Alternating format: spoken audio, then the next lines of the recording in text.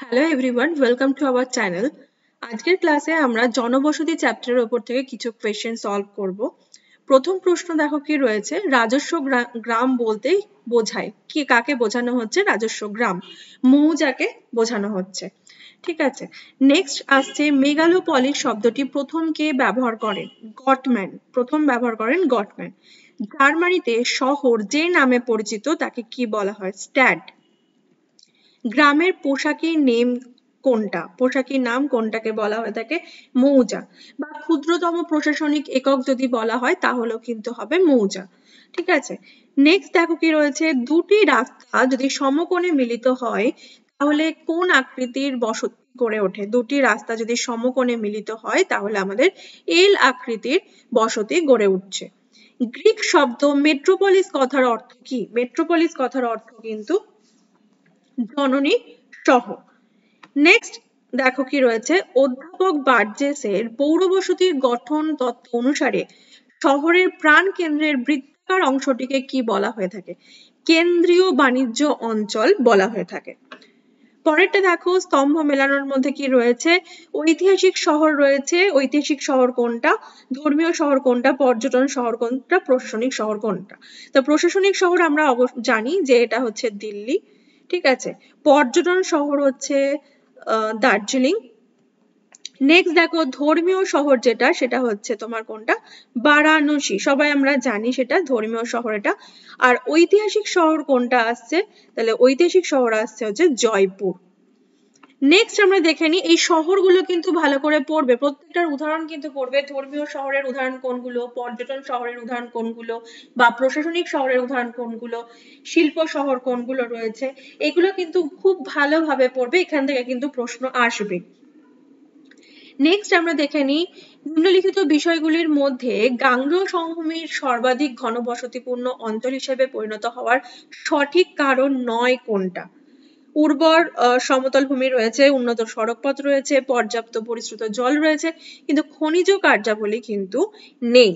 ঠিক আছে, পরেরটা দেখে নিই আমরা কি রয়েছে, জাতীয় রাজধানী যেমন new Delhi, Geneva, Washington DC, London, Moscow, Canberra, Paris কোন শহরের শহরের শ্রেণীভুক্ত কোনটা? কি ধরনের শহর? এটা হচ্ছে প্রশাসনিক শহর। আমি আগেও বলেছি এই ধরনের কোয়েশ্চেন গুলো খুব ইম্পর্টেন্ট।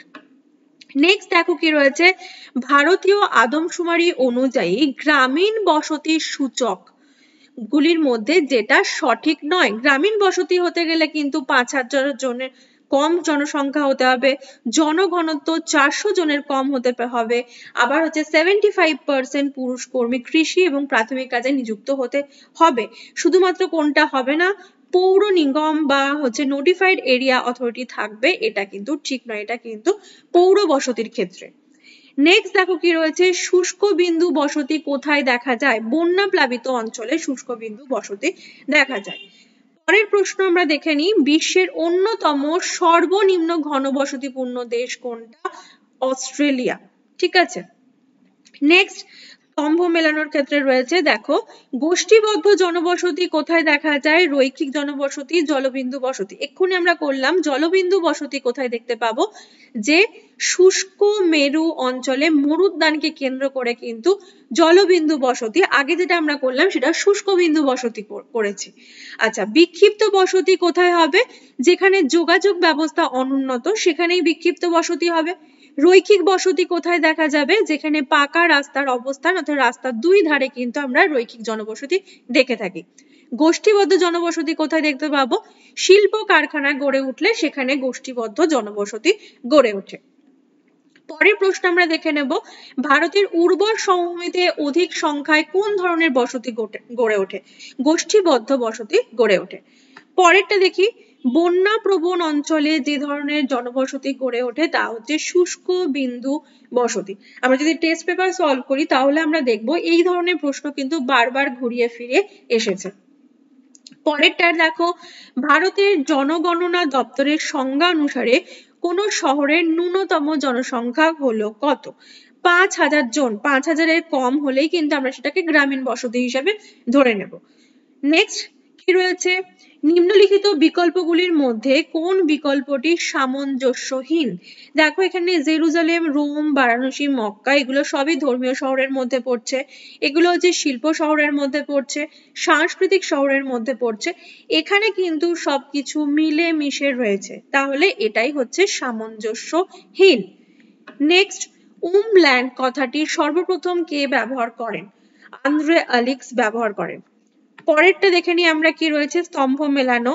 মশলার বাগান কাকে বলা হয়ে থাকে?